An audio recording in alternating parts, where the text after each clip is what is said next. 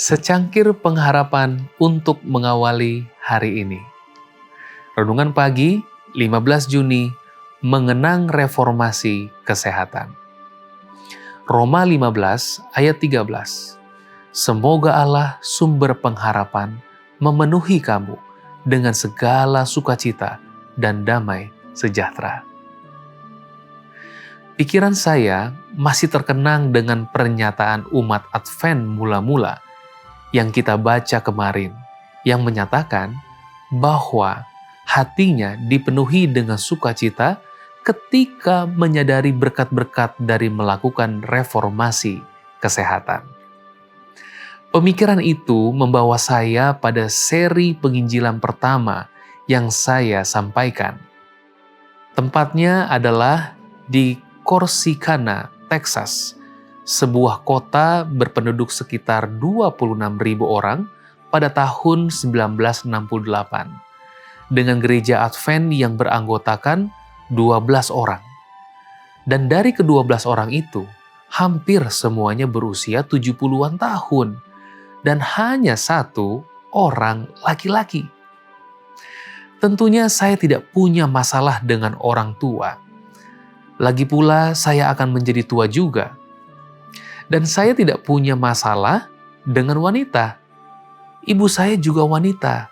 Namun, sebagai seorang pendeta muda, saya menginginkan ruangan yang dipenuhi pendengar dari segala usia dan jenis kelamin.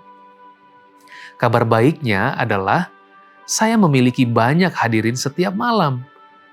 Dengan seorang wanita non-Advent yang membawa 5 orang profesional ke setiap pertemuan. Sayangnya, saat keluar pada suatu malam, dia berkata, "Saudara Knight, saya tidak akan datang besok malam, dan saya tidak akan membawa teman-teman saya." "Kenapa?" tanya saya. "Saya tidak suka judul khotbah Anda. Anda akan memberitahu saya apa yang tidak boleh saya lakukan." Tadinya saya pikir saya telah membuat judul yang lucu, meskipun tidak terlalu cemerlang.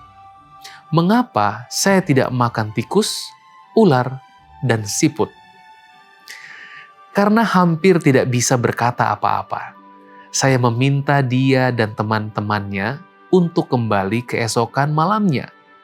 Dan saya berharap ketika mereka pulang besok malam, mereka akan mengatakan bahwa itu adalah khotbah terbaik sejauh ini.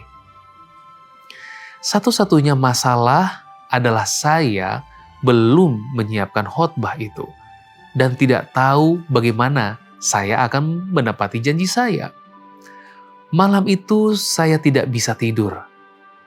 Baru sekitar pukul 4 atau 5, semuanya menjadi jelas. Tuhan mencintai Anda. Dan karena Dia mencintai Anda, Dia ingin Anda bahagia. Dan Dia tahu Anda tidak bahagia saat Anda jatuh sakit. Oleh karena itu, Dia telah memberi kita beberapa gagasan tentang cara menjadi lebih bahagia.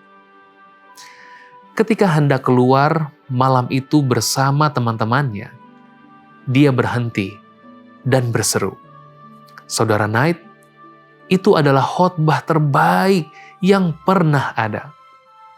Jika itu baik untuknya, itu tentu lebih baik lagi untuk saya."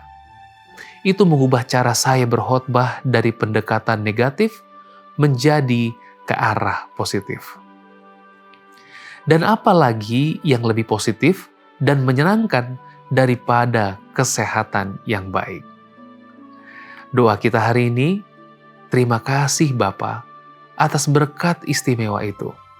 Hati kami pun penuh sukacita. Amin.